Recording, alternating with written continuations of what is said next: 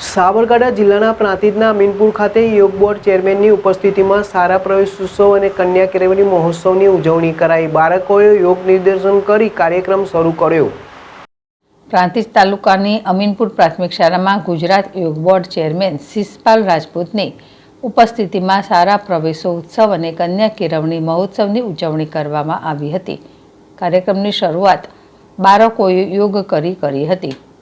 આ પ્રસંગે ચેરમેને જણાવ્યું હતું કે બાળકને સરસ્વતીના ખોરે રમતો મૂકવાનો અવસર એટલે સારા પ્રવેશોત્સવ। દિવાળી, હોળી જેવા ઉત્સવ ઉજવીએ છીએ તેવી જ રીતે બાળકના વિકાસના પ્રથમ પગથિયા સમાન સારા પ્રવેશોત્સવને પણ ધામધૂમથી ઉજવવું જોઈએ। યોગ થકી બાળકના માનસિક અને શારીરિક શક્તિમાં વૃદ્ધિ થાય છે।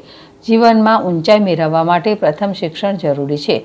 વડાપ્રધાને 23 વર્ષ પહેલાં આ પ્રવેશોત્સવ અને કન્યા કેળવણી મહોત્સવની શરૂઆત કરાવી હતી, જેનો મુખ્ય ઉદ્દેશ ગામનું એક પણ બાળક શિક્ષણ વિના ન રહી જાય તે જોવાની જવાબદારી માત્ર શિક્ષકોની નહીં પરંતુ સૌની છે। આજે આપણે સંકલ્પ કરીએ કે ગામનું, સમાજનું એક પણ બાળક શિક્ષણ વિના નહીં રહે।